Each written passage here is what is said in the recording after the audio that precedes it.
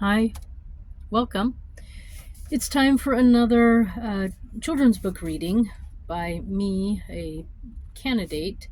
I'm a presidential candidate, as you know, and my name is Susan Buchser-Lochocki, or Susan B. Lochocki, or Susan B for short. Then my real name is Susan Maud Buchser.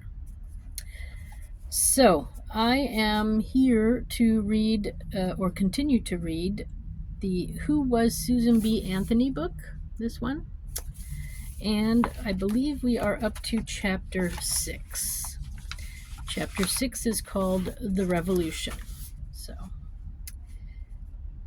Susan traveled to Kansas to speak for women's rights. She was joined by George Francis Train. Train had been sent by Henry Blackwell, the husband of Lucy Stone, another women's rights activist who worked with Susan. Train was a Democrat. He supported women's suffrage, but he was also a Copperhead. That meant that he was pro-slavery. Although Susan disagreed with his stance on slavery, Train was a good speaker on women's rights.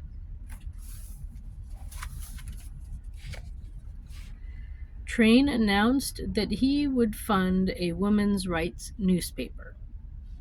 The Revolution would be a weekly newspaper.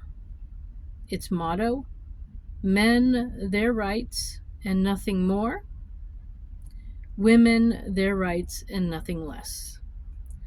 Susan managed the paper. Elizabeth Cady Stanton and Parker Pillsbury were the editors.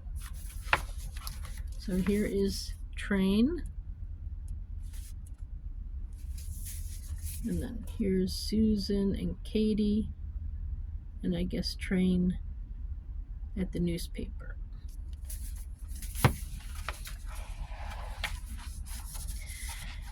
Republicans and anti-slavery party condemned the whole thing. Horace Greeley refused to print an announcement of the paper in the Tribune.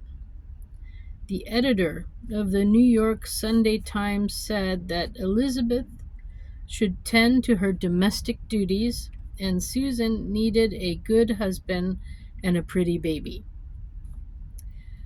The first issue appeared on January 8th, 1868. The paper was open to all sorts of subjects, even those considered forbidden elsewhere. In it, Elizabeth argued for better divorce laws, equal pay for women, and the right for women to wear pants. In February 1869, Republicans in Congress proposed a new amendment to protect voting rights. It said that the right to vote should not be denied on account of race, color, or condition of previous servitude, or sex, Susan and her friends wanted to hear. But Republicans refused to include women. Women could not support the proposed amendment as long as it excluded women. Susan and Elizabeth called a women's meeting in New York where they formed a new organization, the National Women's Suffrage Association.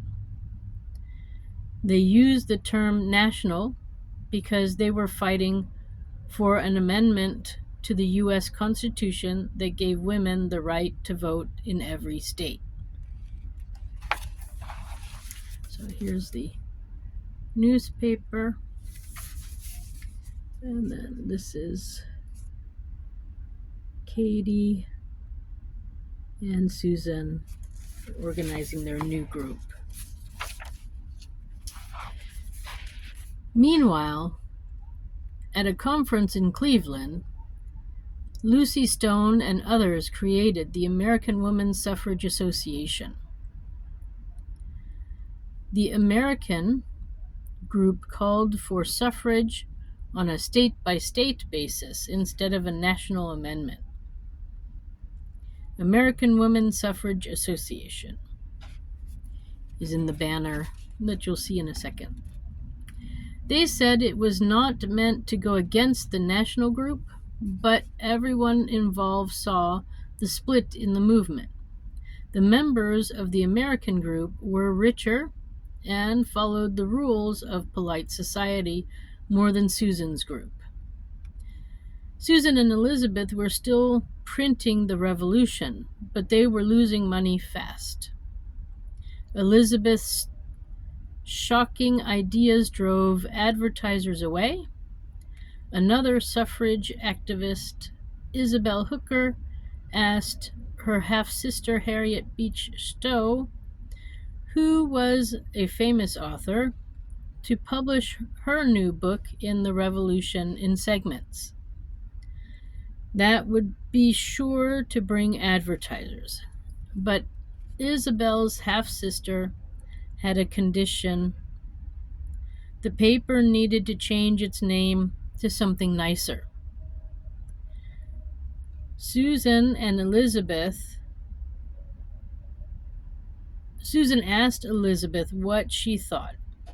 "My dear Susan," said Elizabeth, "I consider it a great mistake. The journal called The Rosebud might answer for those who come with kid gloves and perfumes. But for us, there is no name like the Revolution." So, here they are meeting the other group. The author withdrew her offer. The Revolution closed down in May of 1870 with a debt of $10,000. Susan set out on a lecture tour to pay it off. Susan B. Anthony, The Invincible. Woman wants bread, not the ballot. So that was her advertisement for her speeches, I guess. All right, so that's it for Chapter 6 in the Who Was Susan B. Anthony book. And that went pretty quick today. So I think if you think about it a little bit, actually the amendment the Republicans were coming up with did cover women too, because it said something about being previous servitude. And so that would mean, working without pay, which is what women did back then. So anyway, this is our complicated history of our country seen through the eyes of women. Thank you for stopping by. I wish you a nice day wherever you are. If you want to find out more about me, my website is Susan4USA.com. That's Susan, the number 4, USA.com. Thanks again for stopping by.